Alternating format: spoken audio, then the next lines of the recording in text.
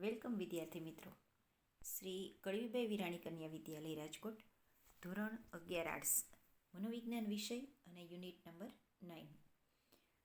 આજે આપણે શરૂ કરીએ છીએ પ્રેરણા અને આવેગ. તો એવું કહેવાય છે કે પ્રેરણા નહીં તો વર્તન નહીં, એટલે કે પ્રેરણા વગરનું માનવ વર્તન શક્ય નથી. આ વિધાન ગેરેટ નામના મનોવૈજ્ઞાનિકનું છે. તો ત્યાં આપણે બહુવિકલ્પ પ્રશ્ન બનાવીએ. પ્રેરણા નહીં તો વર્તન નહીં, આ વિધાન કયા મનોવૈજ્ઞાનિકે આપેલું છે? ત્યાર પછી મનોવિજ્ઞાન છે એનું મુખ્ય ધ્યેય એ માનવીના વર્તનનો અભ્યાસ કરવાનું છે.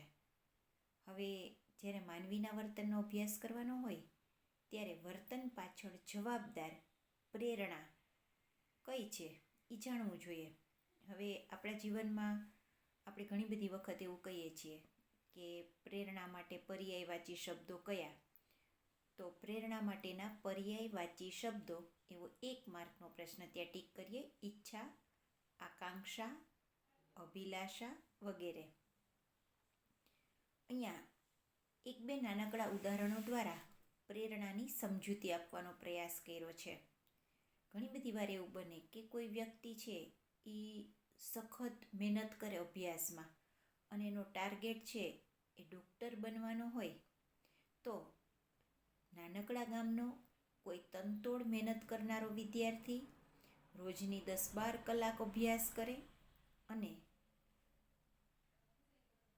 પોતાની જે કાંઈ મહેનત છે એનાથી ડૉક્ટર બનવાનું સ્વપ્ન સાકાર કરે, પણ એની પ્રેરણા છે કે એને કંઈક બનવું છે. એવું બીજું એક ઉદાહરણ કે ઘણી બધી વખત આપણી જવાબદારી એટલી વિશાળ હોય કે કોઈ નાના ભાઈ બહેન માટે આપણે કંઈક આર્થિક સગવડ જોતી હોય કે એને કંઈક મદદ કરવી હોય, સ્કૂલ બેગ લઈ દેવી હોય, તો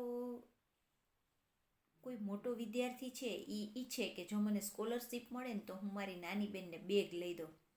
હવે આ 2 દાખલા છે. બેગ લઈ દેવું એ એની પ્રેરણા છે અને એના માટે એ મહેનત કરે છે. ડૉક્ટર બનવું એ પ્રેરણા છે, એની ઈચ્છા છે. પણ ક્યારેક એવું બને કે ખૂબ મહેનત કરે અને છતાંય એ ડૉક્ટર ન બની શકે અને પેલો સ્કોલરશિપ મેળવનાર વિદ્યાર્થીના પૈસા કોઈ ચોરી જાય, તો શું થાય? તો જે મહેનત કરનારો વ્યક્તિ છે ડૉક્ટર ન બની શકે અને કોઈના પૈસા ચોરાઈ જાય તો કોઈ દુઃખી થઈ જાય અને કોઈ ગુસ્સે થઈ જાય. તો અહીંયા મેં તમને પ્રેરણાની પણ વાત કરી અને આવેગની પણ કરી. પ્રેરણા એટલે જીવનનું લક્ષ્ય, અને લક્ષ્ય ન પ્રાપ્ત થાય તો જે પરિસ્થિતિ થાય એનું નામ આવેગ. તો અહીંયા પ્રેરણા અને આવેગ એ બંને એકબીજા સાથે જોડાયેલા છે. આ ચેપ્ટરમાં આપણે બંનેનું સ્વરૂપ, એના પ્રકારો જોઈએ અને છેલ્લે આપણે જોશું કે આ સ્વનિયમન કે આવેગ નિયમન કેવી રીતે થાય. તો હવે આપણો પ્રશ્ન છે પ્રેરણા એટલે શું? તો 2 રીતે પૂછાય, અર્થ આપો અને વ્યાખ્યા આપો. તો પહેલાં હું તમને અર્થ બતાવું. તો પ્રેરણાનો અર્થ છે કે જ્યારે કોઈ વ્યક્તિ પોતે જે કંઈ પ્રવૃત્તિ કરે કે જે કંઈ ક્રિયા કરે, તો પ્રવૃત્તિ કરવા માટે અને ક્રિયા કરવા માટે વ્યક્તિને જે આંતરિક બળ મળે એનું નામ પ્રેરણા. એટલે કે વર્તન કરવા માટે જે પ્રેરે એવું આંતરિક બળ એટલે પ્રેરણા. આ એનો ગુજરાતી અર્થ. પછી એનો અંગ્રેજી અર્થ થશે મોટિવેશન. આપણે ઘણી બધી મોટિવેશનલ સ્પીચ કે વિડીયો જોઈએ છે પ્રેરણાદાયી.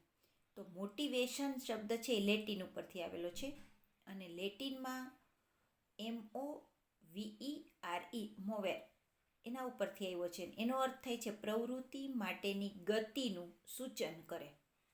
તો આપણને જે પ્રવૃત્ત રાખે એ પ્રેરણા. હવે ઘણા વૃદ્ધો છે એ રોજ મંદિરે જાય કેમ કે એને મંદિરે જવાની પ્રેરણા છે. કેટલાક લોકો તનતોડ આર્થિક પ્રવૃત્તિ કરે કેમ કે એ કરવા માટે પણ એને પ્રેરણા મળે છે. તો જેમાંથી આપણને પ્રેરણા મળે એવું વર્તન આપણે વારે વારે કરીએ છીએ. પછી આપણે વ્યાખ્યા જોઈએ તો ટોટલ 3 વ્યાખ્યા છે. એમાંની પહેલી ગિલફર્ડે આપેલી વ્યાખ્યા છે. ગિલફર્ડની વ્યાખ્યા પ્રમાણે જોઈએ તો પ્રેરણા એ પ્રવૃત્તિને ઉદ્દીપ્ત કરનારું અને એને પોષનારું વિશિષ્ટ આંતરિક તત્વ કે પરિસ્થિતિ છે. આપણી પ્રવૃત્તિને જે પોષણ આપે. આપણે રોજ સ્કૂલે જઈએ છીએ કેમ કે એનાથી આપણને પોષણ મળે, પ્રવૃત્તિને પોષે અને આપણા અંદરથી ઉત્પન્ન થયેલું. એટલે ઘણી બધી વખત આપણે કોઈ વસ્તુ ખાવા માટે મહેનત કરીએ છીએ કે બહાર જવા માટે મહેનત કરીએ છીએ તો અંદરથી એક ઉત્સાહ હોય, એક આંતરિક તત્વ હોય જે આપણને પ્રવૃત્તિ કરવા માટે દોરવણી આપતું હોય. બીજી વ્યાખ્યા આપનાર સીટી મોર્ગન છે કે પ્રેરણા એટલે આંતરિક જરૂરિયાતમાંથી ઉદ્ભવેલું અને જરૂરિયાત સંતુષ્ટ થાય તેવા લક્ષ્ય પ્રત્યે અભિમુખ બનેલું વર્તન એટલે પ્રેરણા. અને ત્રીજી વ્યાખ્યા છે સોરેન્સ અને મામની. પ્રેરણા એ વ્યક્તિની આંતરિક બાબત છે જે તેને અમુક વર્તન કરવા માટે પ્રેરે છે. આમ પ્રેરણા એ માનવીને ધ્યેયની પરિપૂર્ણિ તરફ લઈ જતું એક આંતરિક પરિબળ. ત્યાર પછી એનું સ્વરૂપ જોઈએ તો પ્રેરણાના સ્વરૂપને સમજાવવા માટે વૈજ્ઞાનિકોએ કેટલા બધા શબ્દો વાપર્યા છે. તો અગાઉ આપણે જોઈ હતી કે ઈચ્છા કે મહત્વકાંક્ષા કે ધ્યેય લક્ષ્ય એ આપણી પ્રેરણા છે. અહીંયા આપણે જોઈએ છીએ કે પ્રેરણાનો શબ્દ સમજાવવા માટે મેકડુગલ કયો શબ્દ આપે છે તો બહુ વિકલ્પ પ્રશ્ન. મેકડુગલના મતે મૂળ વૃત્તિનું બીજું નામ લખી રાખો કાઉન્સ કરીને. મૂળ વૃત્તિને સહજ વૃત્તિ પણ કહેવાય. અને મૂળ વૃત્તિ શું છે તો એક બેઝિક નીડ છે, સામાન્ય જરૂરિયાત છે અને મૂળ વૃત્તિ કહેવાય. કેવી તો કે જન્મજાત બાળકોને કોઈ જાતના શિક્ષણ વગર સહજ રીતે જ ખાતા પીતા ઊંઘતા રડતા આવડે, મળમૂત્ર વિસર્જન આવડે તો એ બધી મૂળભૂત વૃત્તિ કે સહજ વૃત્તિ કહેવાય. જેમાં કોઈ જાતના શિક્ષણ વગર જે કામ થઈ શકે એવી જરૂરિયાત. એટલે ભૂખ લાગવું એ શીખેલી નહીં પણ મૂળભૂત વૃત્તિ છે એમ અહીંયા મેકડુગલ કહે છે. તો પ્રારંભમાં 18 જેટલી મૂળભૂત વૃત્તિ મેકડુગલે દર્શાવી છે. પછી તો એણે એમ કીધું છે કે મૂળભૂત વૃત્તિ તો જરૂરિયાતનું પોટલું છે, જરૂરિયાત મોટા થતા જાય તેમ તેમ વધતી જાય. પછીની બીજી સ્વરૂપની વ્યાખ્યા આપનાર એ વુડવર્થ છે. વુડવર્થના મતે ઈરણ એટલે ડ્રાઈવ, અહીંયા ઈરસ શબ્દ છપાણો છે, ખોટો છે, ઈરણ છેલ્લે હણ શબ્દ આવે અને વુડ વર્ણ નહીં વુડવર્થ એવું નામ આપેલું છે. તો વુડવર્થના મતે ઈરણ એટલે આંતરિક બાબત છે, અંદરનો આવેગ છે જે આપણને ઉત્તેજિત કરે છે અથવા દબાણ કરે છે, એનું નામ પ્રેરણા. તો આંતરિક રીતે વ્યક્તિ જ્યારે ઉત્તેજિત હોય અને એક પ્રકારનું દબાણનું સૂચન થતું હોય તો એ પ્રેરણા છે એવું વુડવર્થે સમજાયું છે. ત્યાર પછી જોઈએ તો નવી ટૂંકનોંધ પ્રેરણા ચક્ર. અહીંયા આકૃતિમાં આપ્યું છે કે સૌથી પહેલી ઉત્પન્ન થાય એ આપણી જરૂરિયાત. દાખલા તરીકે આપણને ભૂખ લાગી તો ભૂખ એ જરૂરિયાત છે. શારીરિક જરૂરિયાત જેટલી હોય ને એને ઈરણ કહેવાય, જેમ કે સૂવું, ઊંઘવું, ખાવું પીવું, તરસ લાગવી, પછી જાતીયતા, મળમૂત્ર વિસર્જન, આ બધું આપણા ઈરણ કહેવાય. એટલે જરૂરિયાત એટલે કે શરીરની અંદર ઉણપ ઉત્પન્ન થઈ એટલે ઈરણ થયું. પછી એની ઉત્તેજના થાય કે જ્યાં સુધી પાણી ન મળે ત્યાં સુધી આમ તલપાપડ હોઈએ એટલે ઉત્તેજના. પછી પાણી તરફ આગળ વધીએ કે ગોળા તરફ જઈએ, પાણી ગોતવા માંડીએ તો લક્ષ્ય તરફ જઈએ. પાણીનો ગ્લાસ હાથમાં આવ્યો ને પાણી પી લીધું એટલે લક્ષ્ય પ્રાપ્તિ થઈ ગઈ.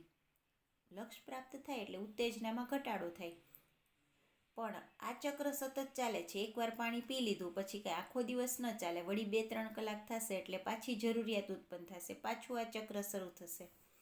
આમ સીટી મોર્ગનના મતે પ્રેરણા એ ચક્રીય છે. આ પ્રશ્ન 2 રીતે પૂછાય છે, મોસ્ટ આઈએમપી બહુ વિકલ્પ પ્રશ્ન. કોના મતે પ્રેરણા ચક્રીય છે તો સીટી મોર્ગનના મતે. અને મોર્ગનના મતે પ્રેરણા કેવી છે તો ચક્રીય. હવે જરૂરિયાત ઊભી થાય એટલે આખું પ્રેરણા ચક્ર ચાલુ થાય અને જેના લીધે વ્યક્તિની અંદર એક ઈરણ ઉત્પન્ન થાય, આંતરિક ઉત્તેજના કે દબાણ શરૂ થાય. અને ઉત્તેજના જ્યારે શરૂ થાય ત્યારે વ્યક્તિ છે એ લક્ષ્ય પ્રાપ્તિ માટે વર્તન કરે છે. અહીંયા આ જ બાબતને આંતરિક ઉત્તેજના એટલે તરસ લાગે એટલે અંદરથી દબાણ થાય એટલે વ્યક્તિ લક્ષ્ય પ્રાપ્તિ માટે પાણી શોધવા માટે વર્તન કરે અને પરિણામે એને પાણી પ્રાપ્ત થાય. ઊભો થઈ ગોળા પાસે જાય, ગ્લાસ ભરે, પાણી મળી ગયું એટલે શું થાય તો કે રાહતનો અનુભવ થાય અને એની ઉત્તેજનામાં ઘટાડો થાય. આમ પ્રેરણા ચક્ર એકવાર પૂરું થઈ ગયું, પણ અંતિમ નથી. અંતિમ એટલે એકવાર પાણી પી લીધી તો પૂરું નથી થઈ જતું. થોડા સમય પછી ફરીથી નવી જરૂરિયાત ઉત્પન્ન થાય, ફરી નવું ચક્ર શરૂ થાય. ટૂંકમાં આખા ચક્રને સમજાવવું હોય તો પહેલાં પ્રેરણા પ્લસ સાધનરૂપ વર્તન પ્લસ લક્ષ્ય પ્રાપ્તિ પ્લસ રાહત અને છેલ્લે સંતોષ. આ આખી પ્રક્રિયા સળંગ ચાલે છે. પ્રેરણા, સાધન, વર્તન, લક્ષ્ય પ્રાપ્તિ, રાહત અને સંતોષ. માનવીના અસ્તિત્વ અને વિકાસ માટે પ્રેરણા બહુ જરૂરી છે. પ્રશ્ન પણ પૂછી શકાય કે પ્રેરણા વગર માનવીનું અસ્તિત્વ કે વિકાસ શક્ય નથી. હવે આ જ ઉદાહરણને ફરીથી જોવું હોય તો ભૂખ લાગે, તરસ લાગે કે ઊંઘ આરામ એ આપણી શારીરિક જરૂરિયાત છે. એમાંથી ભૂખની પ્રેરણા ઉદ્ભવે એટલે વ્યક્તિના શરીરમાં આપણે એમ કહીએ છીએ કે પેટમાં ઉંદરડા દોડવા માંડે, અંદર કેટલાક ફેરફાર શરૂ થઈ જાય અને ખોરાક માટે અંદરથી ધક્કો મારે, બળ થાય. અને જેવી ઉત્તેજના જન્મે એટલે વ્યક્તિ ખોરાકને શોધવા માટે, લક્ષ્ય પ્રાપ્ત કરવા માટે વર્તન કરે. હવે વર્તન કરે એટલે ખોરાક પ્રાપ્ત થાય. જેવો ખોરાક પેટમાં જાય એટલે રાહત થઈ જાય અને સંતોષનો અનુભવ થાય. એકવાર સંતોષ થઈ જાય એટલે શરીરની જે ઉત્તેજના હતી એ ઘટી જાય. અહીંયા આ ચક્ર થોડો સમય વિરામ પામે અને ફરી તરસ કે વગેરે જરૂરિયાત ઊભી થાય અને પ્રેરણા ચક્ર શરૂ થઈ જાય. તો અહીંયા આપણું આજનું લેસન પૂરું કરીએ છીએ. આજના લેસનની અંદર પ્રેરણા, એનું ઉદાહરણ, પ્રેરણાનો અર્થ, પ્રેરણાની વ્યાખ્યા, એનું સ્વરૂપ અને પ્રેરણાનું ચક્ર, આટલી બાબતો સાથે આજનો પીરિયડ આપણે અહીંયા પૂરો કરીએ છીએ. Thank you.